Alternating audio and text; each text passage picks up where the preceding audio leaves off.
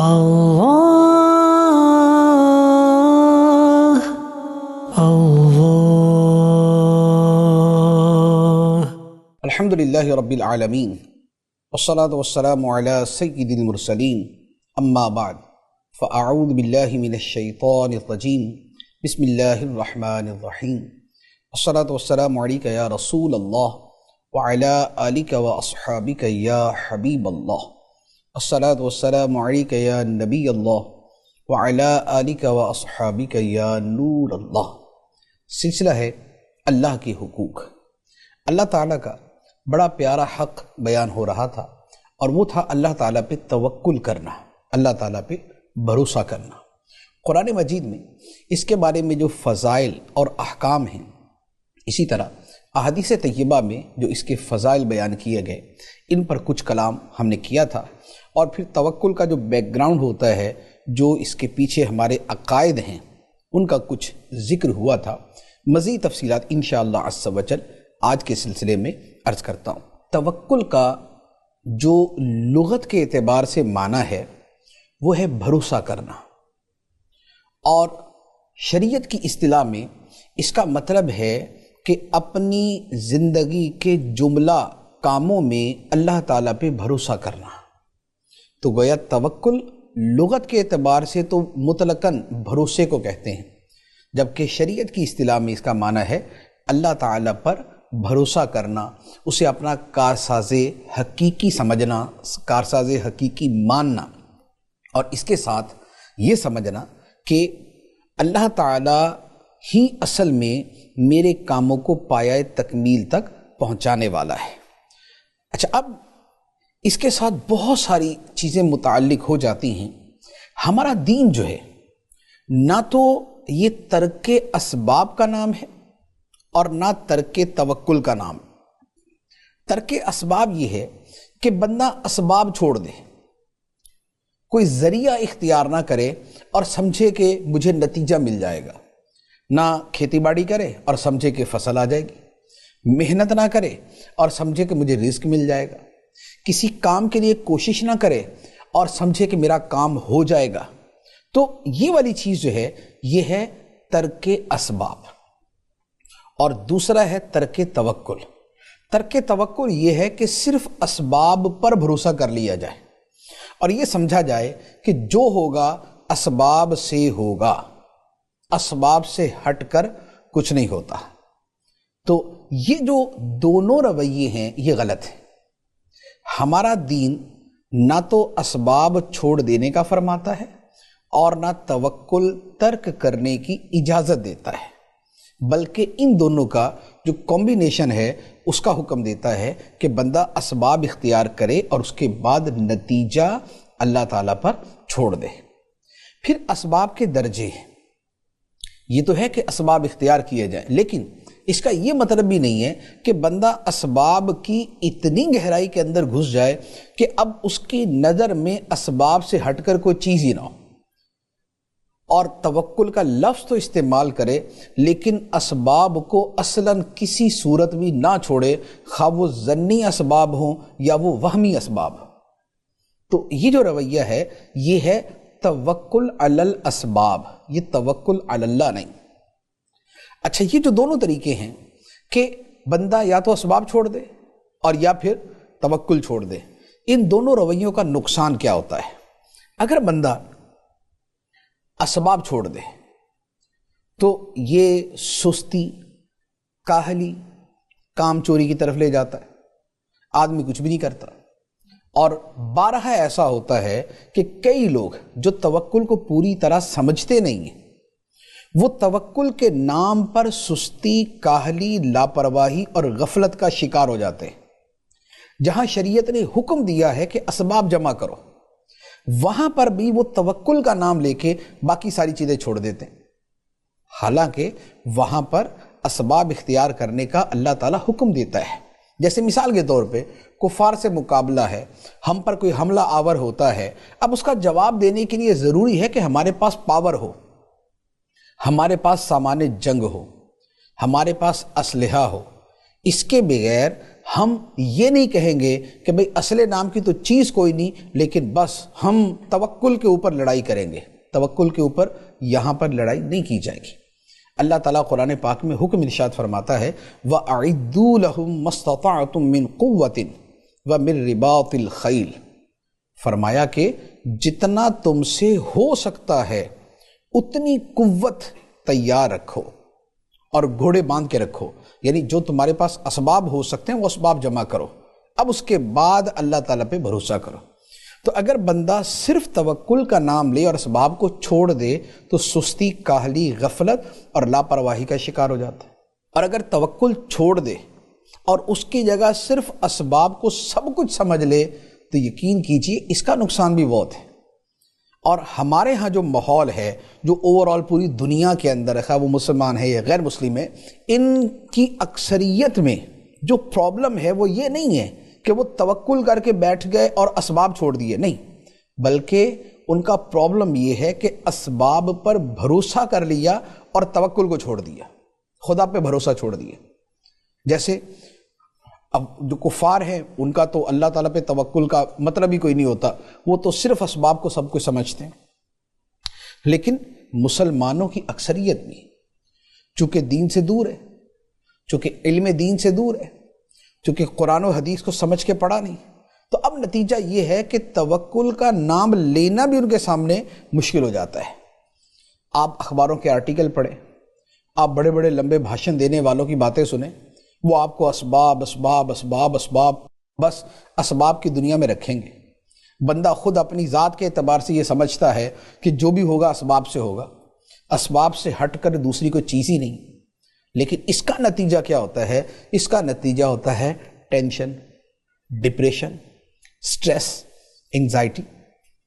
تو اپنے اوپر سارا بوجھ لاد لیا اور سب اسباب کو سمجھ لیا۔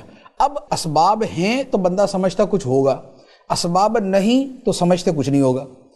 تو نتیجہ یہ ہوا کہ اب اسباب کو جمع کرنے کی دوڑ لگ جاتی ہے۔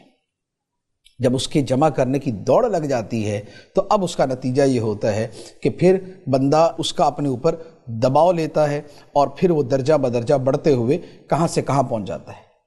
تو لہذا نہ ترک توکل ہو، نہ ترک اسباب ہو۔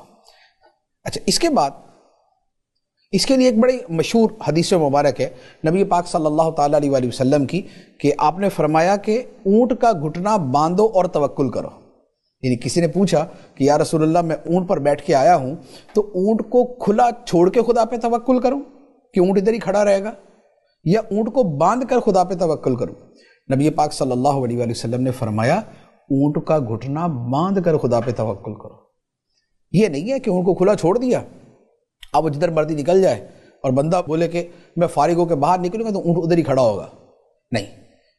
ہاں یہ ہے باندھ کر توکل، یہ ہے کہ باندھ لیا، اب بھی اس کو روک کے رکھنا خدا کا کام ہے، کیونکہ چوری ہو سکتی، کھول کے لے جا سکتا۔ اس کو ہم اگر اپنے الفاظ کے اندر سمجھیں یا اپنی دنیا کے اعتبار سے سمجھیں تو مثال کے طور پہ ایک آدمی کی بائک ہے یا کار ہے، توکل یہ ہے کہ اسے لاک کرے، اسے لاک کر کے اب توکل کرے۔ یہ نہیں ہے کہ بائک کو کھلا چھوڑا، چابی لگا دی اس کے اندر اور آپ بولے خدا پہ میں نے توکل کیا، صبح مجھے مل جائے گی۔ مشکل ہے کہ صبح ملے گی۔ یا یہ ہے کہ گاڑی کھلی چھوڑ دی، چابی اندر لگی ہوئی ہے اور اس کے بعد بولے میں نے توکل کیا، نہیں۔ شریعت فرماتی ہے لاک کرے، اس کے بعد توکل کرے۔ گھر کا دروازہ کھلا چھوڑ دیا اور توکل کیا کہ جناب چوروں سے بچ جائے گا، نہیں۔ گھر کا دروازہ بند کریں، چٹخنی چڑھائیں، لاک کرتے ہیں تو لاک کریں، اب اس کے بعد خدا پہ توکل کرے کہ اب چور تالا توڑے نہیں، اب وہ کسی دوسرے ہیلے بہانے کے ساتھ چرائے نہیں، ڈکیتی نہ کرے۔ تو توکل کا مطلب ہے اسباب اختیار کر کے پھر اس کے بعد اللہ تعالیٰ کے بھروسے کے اوپر اپنے معاملات کو چھوڑ دینا۔ اچھا، توکل کی پھر بہت سی قسمیں ہوتی ہیں۔ دنیا کے اگر کاموں پہ ہم غور کریں، یہ دو طرح کے ہوتے ہیں۔ ایک وہ کام ہے جو ہمارے اختیار میں نہیں، اور ایک وہ ہیں جو ہمارے اختیار میں ہیں۔ اس کے بہت آسان الفاظ میں اگر میں عرض کروں تو یوں سمجھ لے کہ مثال کے طور پہ ایک کسان ہے، بارش برسے، کھیت کو پانی مل جائے، یہ کسان کے اختیار میں نہیں ہے۔ لیکن کھیت میں ہل چلائے یہ اس کے اختیار میں. کھیت میں ہل چلانا، بیج بونا اور اس کے لیے جو بھی طریقہ کار جو ہے وہ کیا جاتا ہے وہ سب اختیار کرنا، یہ اس کے اختیار میں.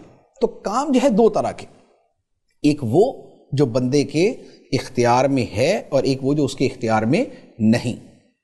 شادی کرنا انسان کے اختیار میں، اولاد پیدا ہو اس کے اسباب اختیار کرنا بندے کے اختیار میں، لیکن اولاد پیدا ہو جائے یہ خدا کے اختیار میں. بہت سے جوڑے ایسے ہیں شادیاں کرتے ہیں، زندگیاں گزر جاتی، نہیں اولاد ہوتی.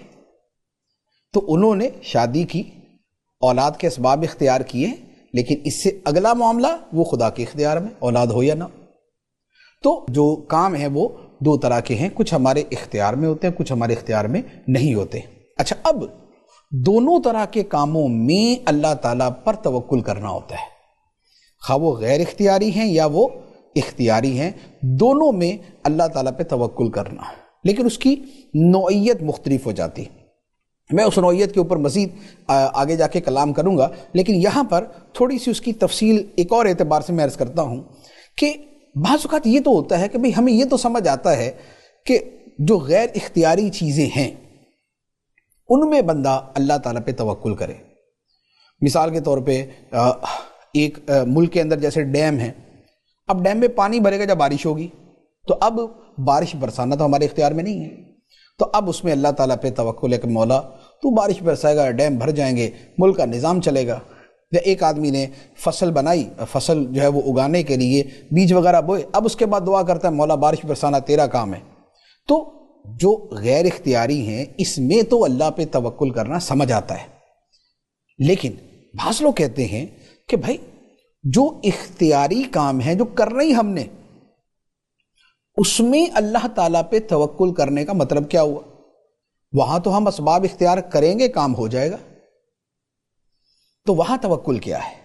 یہ بعض اوقات ذہن میں ایک شبہ پیدا ہوتا ہے. تو اس کا میں جواب عرض کرتا ہوں کہ دیکھیں ہوتا کیا ہے، اسباب اختیار کرنا اور جو کام ہمارے اختیار میں ہیں وہ کر لینا یہ تو ٹھیک ہے، لیکن اس میں بھی ایک بڑا حصہ وہ ہوتا ہے جس کا خدا سے تعلق ہے.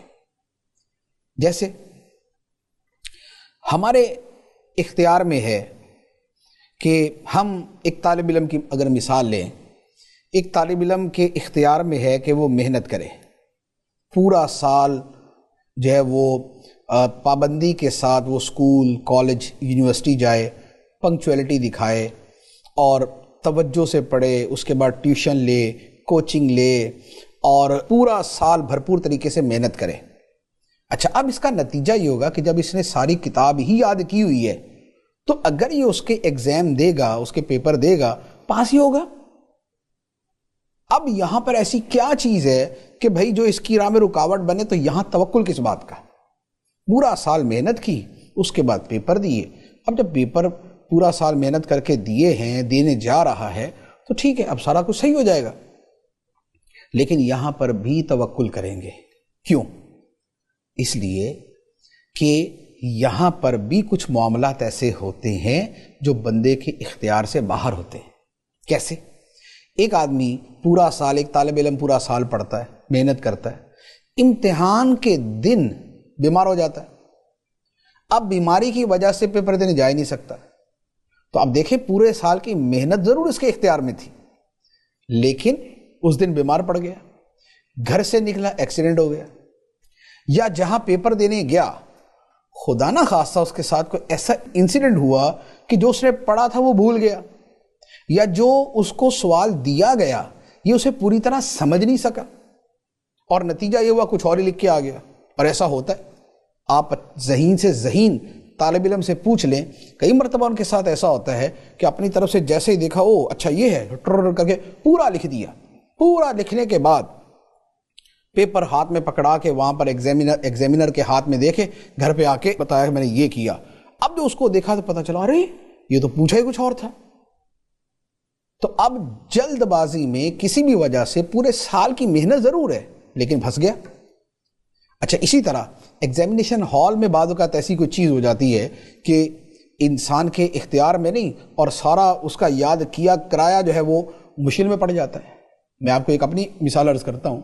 میٹرک کا بورڈ کا ہمارا امتحان تھا، میں خود ایگزام دینے گیا اور میں نے اتنی اچھی تیاری کی ہوئی تھی کہ میرے ذہن میں یہ تھا کہ میٹرک کی حد تک، ہمارے سلیبس کی حد تک جو مرضی سوال دے دے میں اسے حل کر دوں گا، کیونکہ میں نے آل ٹو آل کتابیں یوں سمجھ لے کہ زبانی یاد کی ہوئی تھی۔ تو میری اتنی اچھی تیاری تھی اور میرا رزلٹ بھی بعد میں الحمدللہ اچھا آیا، میں نے بورڈ کے اندر ٹاپ کیا، میں نے پوزیشن حاصل کی۔ لیکن ہوا یہ کہ میں پہلے دن جب پیپر دینے گیا، میرا شاید انگلش کا پیپر تھا، اور پیپر جو ہے وہ نارملی میرے لیے جب کوسچن پیپر سامنے آیا، دیکھا اب معاملہ یہ تھا کہ اگر 3 آپشن تھے، کبھی کوسچن نمبر 1، آپشن نمبر 1 2 3، ان میں سے آپ کسی ایک کا جواب دے دیں۔ مجھے تینوں ہی آتے تھے۔ تو اس کا مطلب کیا ہوا کہ بھائی جو میں نے تیاری کی، جو میں کرا کے آیا، ہر شے میرے اختیار میں۔ لیکن کیا ہوا، مجھ سے جو اگلی سیٹ تھی وہاں پر کوئی سٹوڈنٹ جال سازی کر کے بیٹھا ہوا تھا کہ جس کا وہ رول نمبر تھا اس نے اپنی جگہ کسی اور کو بھیجا ہوا تھا۔ اب کیا ہوا کہ وہ جو ہمارا وہ تھا ایگزامینر تھا، وہ سب کے رول نمبر سلپ وغیرہ ساری چیک کر رہا تھا۔ اب وہ جب میرے مجھ سے آگے والے اسٹوڈنٹ کے پاس آیا اور جیسے اس نے تصویر دیکھی اور اس کی شکل دیکھی مختلف، اب اس کے ذہن میں تھا شاید ہو سکتا بچت ہو جائے، تو اس نے کیا کیا کہ ایگزامینر نے فوراً پولیس کو کال کیا، وہ باہر ہی کھڑے تھے وہ۔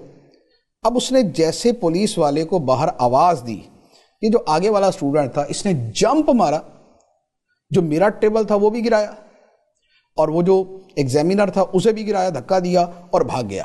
اتنی دیر میں پولیس اندر آئی، اب وہ ان کو جھکائی دے کے نکل گیا، پولیس اس کے پیچھے وہ آگے۔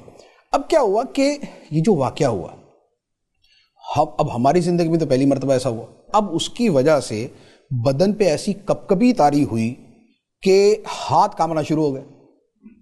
اب پیپر تو دے دیا، لیکن صورتحال یہ تھی کہ کوسچنر دیکھ کے یہ لگ رہا تھا کہ بھائی 3 آپشن ہے، تینوں ہی آتے ہیں۔ اس واقعے کے بعد یہ ہوا کہ تینوں میں یہ سمجھ نہیں آ رہا تھا آتا کون سا ہے۔ تو اب ایسا ایک خوف اور ایسی ایک ہیبت طاری ہوئی، تو میں نے پھر جو ہے وہ اس سے ایگزامینر سے کہا بھائی مجھے پانی پلاؤ، میں تو گھبرا گیا ہوں۔ پانی پیا، اس کے بعد تھوڑا سا تسلی سے بیٹھا، حواس جو ہے وہ بحال ہوئے۔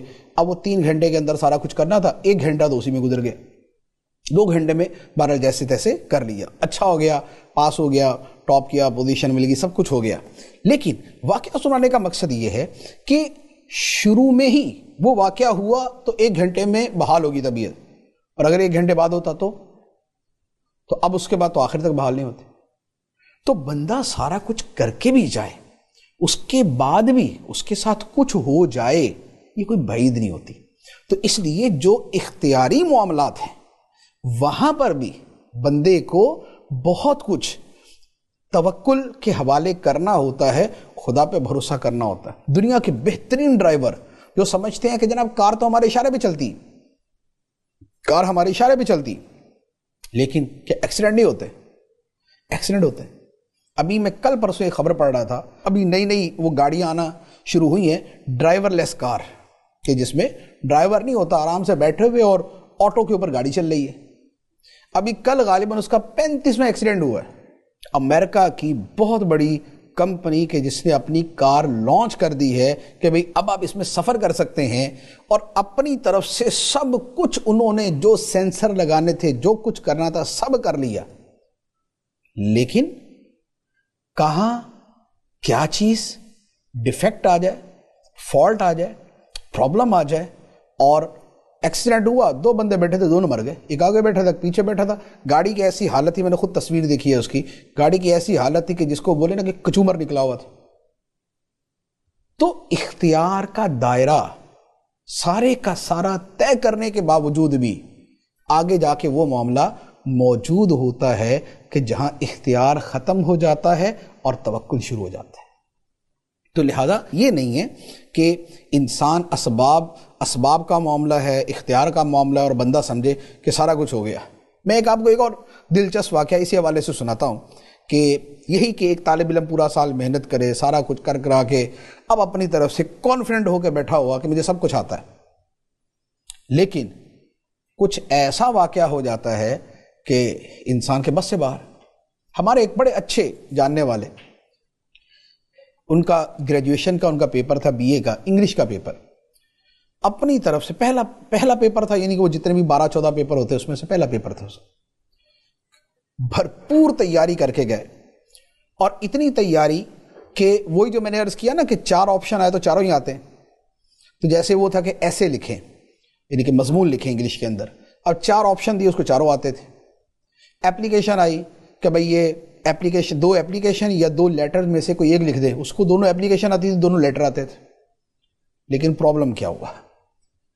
پرابلم یہ ہوا کہ اس نے یاد سب کچھ کیا تھا، لیکن اس نے جو پریپریشن کی تھی وہ پرائیویٹ تھی، یعنی کہ کالج جا کے نہیں کی ہوئی تھی، اس نے کالج نہیں پڑھا ہوا تھا، پرائیویٹ تھی۔ اب ہوا یہ کہ جب وہ پہلے دن پیپر دینے گیا تو جب لکھنا شروع کیا تو اس کو پتا چلا کہ بھائی یاد تو سارا کچھ کیا تھا لیکن لکھنے کی پریکٹس کی نہیں تھی، یعنی کہ ہاتھ کو چلایا ہی نہیں تھا۔ اب کیا ہوا کہ ایک کویسچن کا جواب دیا اور اس کے بعد ہاتھ نے کام کرنا چھوڑ دیا، کیونکہ ایسا ہوتا ہے۔ اب کیا ہوا کہ پیپر آ سارا ہی رہا ہے، کویسچن سارا ہی آتے ہیں، ہاتھ نہیں کام کر رہا۔ اچھا یہ تو چلے ایک ہو گیا کہ ہاتھ اس وقت اس کا کام نہیں کر، خدا نہ خواستہ وہاں کو کیل ہوتا، کیل چپ جاتا، اب کیا کرتا؟ تو یوں سارا کچھ ہونے کے بعد بھی وہ چیز موجود ہوتی ہے کہ جس میں بندہ خدا پہ توکل کر کے ہی بچتا ہے، خدا پہ توکل ہوتا ہے تو ہی اس کا نتیجہ نکلتا۔ تو اس لیے اختیاری کام ہے یا غیر اختیاری کام ہے، بندہ دعوے کی دنیا میں نہ جائے۔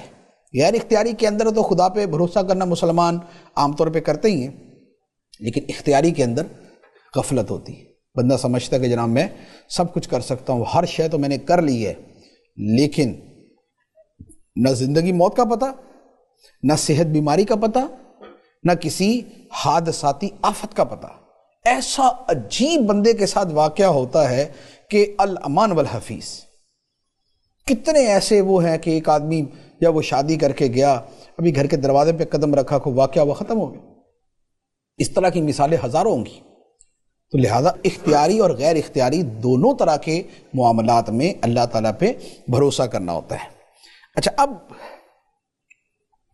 یہ جو چیز ایک اس کے ساتھ میں نے عرض کی کہ اسباب چھوڑنا یہ ہمارے دین میں نہیں، یعنی کہ کلی طور پہ اسباب چھوڑ دے، یہ ہمارے دین میں نہیں۔ اسباب کے درجے ہیں، قطعی اسباب، اکثری اسباب، ظنی اسباب، وہمی اسباب، اس کے درجوں کے اعتبار سے حکم ہوتا ہے، لیکن اس کے ساتھ یہ بات طے ہے کہ بہرحال اسباب کو کلیتاً ترک نہیں کیا جا سکتا۔ نبی پاک صلی اللہ تعالیٰ علیہ وآلہ وسلم اسباب اختیار فرماتے تھے۔ آپ بیمار ہوئے تو آپ نے دوا بھی استعمال کی، صحابہ کرام بیمار ہوتے تھے، نبی پاک علیہ الصلوۃ والسلام ان کو تجویز فرماتے تھے۔ ہجرت کی رات کافروں سے بچنے کے لیے غار ثور کے اندر جو ہے وہ روپوشی بھی اختیار فرمائی۔ اسی طرح غزوہ بدر کے لیے صحابہ کرام کو تیار بھی کیا، اور اس کے علاوہ ہزاروں زندگی کے سیرت طیبہ کے واقعات کے جہاں پر اسباب کو اختیار کیا گیا۔ تو لہٰذا یہ جو اسباب ترک کرنے کا معاملہ ہے یہ بہرحال یہ علل اطلاق ہمارے دین میں نہیں ہے۔ اب اس کے بعد ایک اگلی بحث، ایک اگلا کلام جو توکل کے حوالے سے ہے، وہ یہ ہے کہ توکل بیسیکلی دل کی وہ حالت ہے جو ایمان کا ثمرہ ہے، ایمان کا نتیجہ ہے۔ اب وہ کون سا ایمان ہے کہ جس کا نتیجہ توکل کی صورت میں ظاہر ہوتا ہے؟ امام غزالی رحمۃ اللہ علیہ نے اس پر بڑا تفصیلی کلام کیا ہے، لیکن تھوڑا سا پیچیدہ ہے، اس لیے ان کے الفاظ میں اور ان کے انداز میں سمجھانا تو مشکل ہے، تو تھوڑا سا میں اس کو اختصار کے ساتھ اپنے الفاظ کے اندر میں آپ کو عرض کرتا ہوں۔ دیکھیں ہوتا کیا ہے کہ توکل نتیجہ ہے 2 ایمانوں کا، یعنی کہ ایمان کے 2 حصے ہیں جن کا نتیجہ توکل کی صورت میں نکلتا ہے۔ وہ کیا ہے؟ ایک تو یہ ہے بندے کا یہ عقیدہ کہ کارساز حقیقی اللہ تعالیٰ ہے، قادر مطلق اللہ تعالیٰ ہے۔ جب قادر مطلق وہی ہے اور ہر شے اس کے اختیار سے ہوتی ہے اور ہر شے اس کی قدرت میں ہے، ہر شے اس کی مشیت سے ہوتی ہے، تو یہ یوں کہہ لیں کہ یہ توکل کا ایک پلر ہے کہ جو حاصل ہو گیا۔ اس کے ساتھ دوسرا پلر کیا ہے؟ وہ یہ ہے کہ بندہ یہ ایمان رکھے اور اس ایمان کو اپنے دل میں مضبوط کرے کہ میرا رب میرے اوپر مہربان ہے، وہ حکمت والا ہے، اس کے ہر کام میں حکمت ہے۔ میں تندرست ہوں، اس میں بھی حکمت ہے، اور اگر میں بیمار ہوں اس میں بھی حکمت ہے، اور میرا رب مہربان ہے اور اس کی مہربانی اس کے غضب پر غالب ہے۔ تو جب یہ دو چیزیں جمع ہوتی ہیں کہ خدا کے کارساز حقیقی ہونے پر ایمان اور اس کے رحمان اور رحیم ہونے پر ایمان، تو اب اس کے بعد بندے کو توکل حاصل ہوتا ہے۔ اب یہاں پر ایک سوال بعضوں کا ذہن میں آ سکتا ہے کہ جناب ہمارا ایمان تو ہے اللہ تعالیٰ پہ، یعنی ہم اللہ تعالیٰ کو مانتے بھی ہیں کہ قادر مطلق ہے، کارساز حقیقی، اور ہم یہ بھی مانتے ہیں کہ رحمان ہے، رحیم ہے، کریم ہے، رؤوف ہے، تو پھر ہمارے اندر توکل کیوں نہیں؟ جب دو ایمانوں کا نتیجہ توکل ہے تو پھر ہمارے اندر کیوں نہیں؟ تو اس کا جواب یہ ہے کہ بیسیکلی ایک ہے توکل ایمانی کہ ہمارا ایمان ہے اور وہ توکل ایمان میں داخل ہے، تو وہ جو توکل ہے نا وہ تو ہر مسلمان کو حاصل ہوتا ہے۔ یعنی اگر کسی گناہ گار سے گناہ گار مسلمان سے بھی پوچھا جائے کہ بھئی قادر مطلق کون ہے، کہ اللہ تعالیٰ، اس سے پوچھا جائے کارساز حقیقی کون ہے، کہ اللہ تعالیٰ، کام بنانے والا کون ہے، کہ اللہ تعالیٰ، اس سے پوچھا جائے اللہ تعالیٰ رحمان رحیم ہے، وہ کہے گا یقیناً ہے۔ تو یہ ہے توکل ایمانی۔ توکل ایمانی ہر مومن کو حاصل ہے۔ کافر بولے گا میں تو خدا کو ہی نہیں مانتا، اگر آپ کسی دہریہ سے پوچھ دیں وہ کہے گا میں خدا کا وجود ہی نہیں مانتا، تو اب اس میں توکل ایمانی نہیں، لیکن مومن کے اندر توکل ایمانی موجود ہے۔ تو لہٰذا ایک جواب تو یہ ہے کہ دیکھیں جو ایمان کے ساتھ توکل ہے وہ تو ہر مسلمان کو حاصل ہے، کیونکہ یہ والا اگر توکل نہ ہو تو گویا ایمان ہی نہیں ہے اس کے اندر، لہذا اس حد تک تو معاملہ ٹھیک ہے۔ لیکن ہم تو اس سے آگے کی بات کر رہے ہیں، کیونکہ ہم تو ایمان سے آگے کی یہ بات کر رہے ہیں کہ وہ جو توکل ہم سنتے پڑھتے بولتے ہیں، جو ہم بزرگان دین کی زندگی میں دیکھتے ہیں، جو ہم سیرت میں دیکھتے ہیں، جو ہم انبیاء علیہم الصلاۃ والسلام کی حیات طیبہ میں دیکھتے ہیں، جو ہم اولیاء کرام میں دیکھتے ہیں، وہ والا توکل، تو اس کا جواب یہ ہے وہ توکل ہے توکل حالی اور توکل عملی۔ توکل ایمانی، توکل حالی اور توکل عملی۔ توکل ایمانی ہم سب کو حاصل، لیکن توکل حالی کہ بندے کی حالت، کیفیت، اندر کے جذبات، اندر کے خیالات، اندر کی اس کی جو اس کے اندر چل رہا ہے وہ توکل سے لبریز ہو، وہ والا توکل کم ہوتا ہے اور کم لوگوں میں ہوتا ہے۔ اب سوال یہ ہے کہ جب وہ والا توکل بھی ایمان سے ہی نکلتا ہے تو جب ایمان موجود ہے تو وہ توکل کیوں نہیں؟ اس کا جواب یہ ہے کہ یہاں پر تھوڑا سا فرق آ جاتا ہے۔ بات یہ ہے کہ ہمارے دل میں ایمان ہونا یہ ایک اور چیز ہے، لیکن اس ایمان کا اتنا مضبوط ہونا، اس کا اتنا سٹرونگ ہونا کہ ہمارے اندر کی حالت و کیفیت کو بھی بدل دے، تو ہمارا ایمان اتنا مضبوط نہیں ہوتا۔ ہمارا اللہ تعالیٰ پر یہ تو ایمان ہے کارساز حقیقی ہے، ہمارا یہ تو ایمان ہے کہ مہربان ہے، لیکن ہمارے جو اندر کی کیفیت ہے وہ اس کے مطابق ڈھلی ہوئی نہیں ہے۔ جب ڈھلی نہیں ہے تو توکل حالی جو ہے وہ بھی ہمیں حاصل نہیں ہوتا۔ اولیاء کرام کا معاملہ یہ ہوتا ہے کہ ان کا ایمان مضبوط ہوتا ہے، وہ ایمان کی قوت، ایمان کی نورانیت، ایمان کی روحانیت اور ایمان کے اندر جیسی حالت و کیفیت ہونی چاہیے وہ ان کی بڑھتی جاتی ہے، جسے ازدیاد ایمان کہتے ہیں۔ تو جتنا ایمان ان کا مضبوط ہوتا ہے ان کا توکل اتنا مضبوط ہو جاتا ہے۔ تو لہذا ہمارے ساتھ جو ایشو ہوتا ہے وہ یہ ہے کہ ایمان تو ہے لیکن ہے کمزور۔ ایمان ہمارا طاقتور نہیں ہے، ایمان ہمارا قوی نہیں ہے، اتنا قوی نہیں ہے جتنا ہونا چاہیے۔ تو لہذا اس لیے ایمان موجود ہوتا ہے لیکن توکل اس درجے کا نہیں ہوتا جیسا ہونا چاہیے۔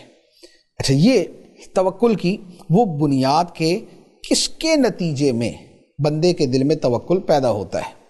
اچھا، اب یہاں پر اس کو تھوڑا سا ایک اور مثال سے میں عرض کروں کہ یہ جو میں نے عرض کیا کہ بندہ اللہ تعالیٰ کو کارساز حقیقی سمجھے اور اس کے ساتھ اسے مہربان سمجھے تو اس سے توکل پیدا ہوتا ہے۔ اگر ہم دنیاوی اعتبار سے اس کی مثال لیں، دنیاوی اعتبار سے اس کی مثال یوں سمجھ لیں کہ ایک آدمی کورٹ کچہری کے اندر کسی کیس میں مبتلا ہو جاتا ہے، وہ کوئی کیس دوسرے پہ کرتا ہے یا اس پر کسی نے کیس کیا ہوا ہے، تو ہوتا کیا ہے کہ ہم کسی کو وکیل بناتے ہیں کورٹ کے اندر، ہم تو جا کے بیان نہیں دیتے، ہم کسی کو وکیل بناتے ہیں۔ وہ جو وکیل ہے ہم اس پہ بھروسہ کرتے ہیں کہ یہ بندہ ہمارا حق دلا دے گا، یا اگر ہم پر کوئی الزام ہے تو اس الزام کو یہ ختم کروا دے گا۔ اچھا، اب ہم جو اس وکیل پہ بھروسہ کرتے ہیں، کیوں ہم اس وکیل پہ بھروسہ تب کرتے ہیں جب تین چیزیں ہمارے ذہن میں اس کے بارے میں موجود ہو۔ وہ تین چیزیں کیا؟ نمبر ایک، ہمیں یہ پتا ہو کہ ہمارا وکیل ہر طرح کے داؤ گھات سمجھتا ہے، ہر طرح کے سمجھتا ہے کہ مد مقابل جو دوسرا فریق ہے وہ جو کچھ بھی لے کے آئے گا ہمارا وکیل اس کی سب باتوں کو سمجھتا ہے اور یہ اس کا جواب دے دے گا۔ نمبر ایک۔ نمبر دو، ہم اس وکیل کے بارے میں یہ سمجھتے ہیں کہ یہ اس کی باتیں جانتا بھی ہے اور اس کا جواب دینے پر اور مؤثر جواب دینے پر قادر بھی ہے۔ تیسری بات، ہمیں یہ پتا ہے کہ ہمارا یہ وکیل یہ ہمارے ساتھ ہے، یہ دوسری پارٹی کے ساتھ نہیں ہے، یہ ہمارا خیر خواہ ہے، یہ ہمارے اوپر شفیق ہے کیونکہ ہم نے اس کو پیسے دیے ہوئے، تو لہذا یہ ہماری فیور میں کام کرے گا۔ جب وکیل ماہر ہو، جواب دینے پر قادر ہو اور ہمارا خیر خواہ ہو تو ہم ٹینشن فری ہو جاتے ہیں۔ ہم کہتے ہیں نہیں جی ہم نے وکیل کر لیا، اب وکیل جانے اور باقی دوسرے جانے۔ تو اب ہم نے جو یہ کہا کہ بھئی وکیل جانے اور کورٹ جانے، کیوں؟ اس لیے کہ ہم نے اس وکیل پر توکل کیا ہے۔ تو جس پہ ہم توکل کرتے ہیں نا بیسیکلی وہ وکیل ہوتا ہے۔ اب کیا ہے، اللہ تعالیٰ پہ توکل کرنے کا جو معنی ہے وہ بیسیکلی اسی سے ملتا جلتا ہے، ملتا جلتا، ٹوٹلی اس طرح نہیں، ملتا جلتا ہے۔ وہ کیسے؟ اللہ تعالیٰ کے بارے میں ہمارا عقیدہ ہے وَكَفَى بِاللَّهِ وَكِيلًا، کام بنانے کے لیے اللہ کافی ہے، توکل کے لیے، بھروسے کے لیے اللہ کافی۔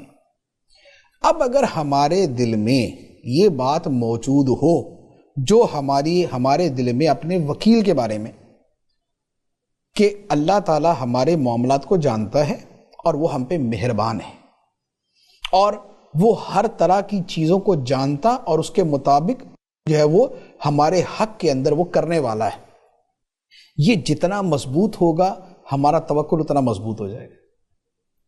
لیکن پرابلم وہیں آ جاتی ہے کہ کہنے کی حد تک یا سوچنے کی حد تک یہ بات ہوتی ہے، لیکن وہ ایمان اور وہ بھروسہ وہ عمل کی دنیا میں نہیں آتا، وہ کیف اور کیفیت کی صورت میں نہیں ڈھلتا، جس کے نتیجے میں توکل کمزور ہو جاتا ہے۔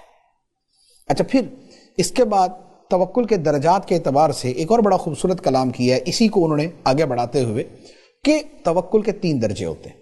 ایک درجہ تو یہ ہے کہ توکل ایسا ہو کہ جیسا وکیل پہ کیا جاتا ہے، تو وکیل پہ توکل کا مطلب یہ ہوتا ہے کہ کچھ ہمیں بھی پرووائڈ کرنا ہوتا ہے، ہمیں کوئی ایویڈنس دینے ہوتے ہیں، کوئی ڈاکومنٹس دینے ہوتے ہیں کہ جس کو وکیل نے آگے پیش کرنا ہے۔ ایسا نہیں ہے کہ ہم نے وکیل سے کہا بھائی صاحب آپ دیکھ لینا اور اس کے بعد فارغ، نہیں، وکیل بولے گا کہ بھائی اس کیس کے جو متعلقہ دستاویزات ہیں وہ تو سارے دو مجھے۔ اب وہ اگر زمین کا، پلاٹ کا، فلیٹ کا اگر وہ کیس ہے، ہم اس کو رجسٹری دیتے ہیں، ہم اس کو اور بہت ساری چیزیں دیتے ہیں۔ تو ایک یہ بھی توکل ہے۔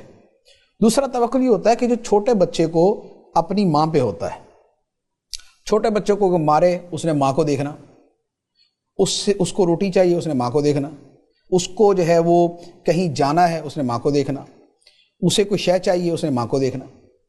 تو وہ اپنا رونا دھونا فریاد کرتا ہے اور اس کی نظر میں اس کی ماں کے سوا اور کوئی ہوتا نہیں ہے کہ جو اس کے کام بنا دے۔ یہ بچے کا ماں پہ توکل ہے، یہ دوسرا توکل۔ تیسرا توکل کیا ہے؟ وہ ہے جیسے مردہ غسل دینے والے کے ہاتھ میں ہوتا ہے۔ مردے کی مرضی نہیں ہوتی، مردے کے دل میں یہ نہیں چل رہا ہوتا کہ بھائی صاحب تھوڑا سا ادھر سے پانی ڈالیں نا، تھوڑا سا ادھر سے پانی ڈالیں، ذرا یہ والی میری سائڈ اوپر کریں، یہ نیچے کریں۔ مردے کے اندر کچھ نہیں ہوتا، مردہ ارادہ لیس، اس کے اندر کوئی ارادہ نہیں ہوتا۔ وہ کہتا کہ جس کے ہاتھ میں دے دیا اب وہ جانے اور اس کا کام جانے۔ توکل جو ہے وہ بھی اسی انداز میں ہوتا ہے۔ بعض لوگوں کا توکل وہ ہے کہ جو وکیل والا ہے، بعض کا توکل وہ ہوتا ہے کہ کوئی بھی کام پڑے وہ خدا کی بارگاہ میں ہاتھ اٹھا دیتے ہیں، بولا تو نہیں کرنا ہے، یا اللہ تو نہیں کام بنانے، بولا تجھ سے سوال ہے، اے اللہ تجھ سے مانگتا ہوں دنیا کی خیر، آخرت کی خیر، دنیا کے کام، آخرت کے کام، گھر کے معاملات، باہر کے معاملات، کاروبار کے، فیملی کے، یا اللہ تیرے حوالے، تیرے سپرد، اے اللہ تجھ سے ہی میرا سوال ہے۔ وَأُفَوِّضُ أَمْرِي إِلَى اللَّهِ إِنَّ اللَّهَ بَصِيرٌ بِالْعِبَادِ، اور میں اپنا معاملہ اللہ کے سپرد کرتا ہوں۔ إِنَّ اللَّهَ بَصِيرٌ بِالْعِبَادِ، بے شک اللہ بندوں کو دیکھنے والا ہے۔ یہ ہے دوسرا توکل کہ بندہ اللہ تعالیٰ پہ توکل کرے، اور اس کا توکل یہ ہے کہ اس کو جو کچھ پیش آیا اس نے خدا کی بارگاہ میں ہاتھ اٹھا دی۔ اور بہت سے اولیاء کرام میں توکل کا یہ انداز آپ کو ملے گا کہ کچھ بھی ہوا دعا کریں، کچھ بھی ہوا دعا کریں۔ اس لیے حدیث مبارک میں فرمایا گیا کہ جسے دعا کی توفیق دی گئی اسے بہت بڑی خیر عطا کی گئی، اور جسے دعا سے محروم کیا گیا اسے بہت بڑی خیر سے محروم کر دیا گیا۔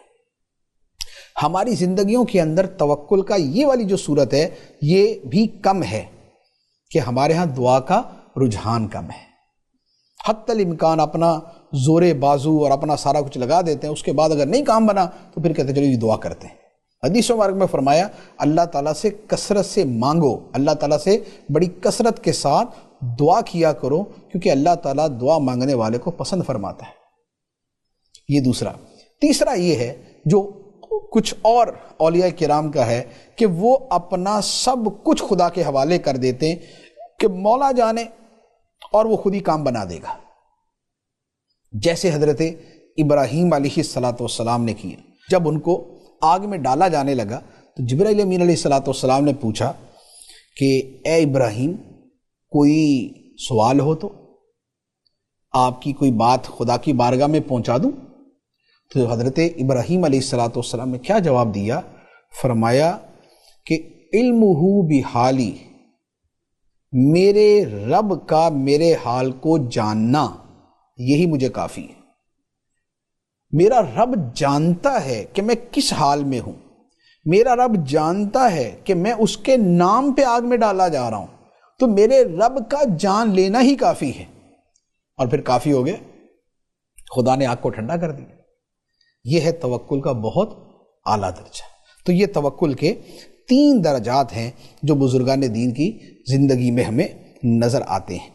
انشاءاللہ عز و جل اس کا کچھ مزید بھی حصہ ہے، انشاءاللہ پھر اگلے سلسلے میں بیان کریں گے۔ اللہ تبارک و تعالی ہمارے دلوں میں توکل پیدا فرمائے، آمین، بجاہ النبی الامین صلی اللہ علیہ وسلم۔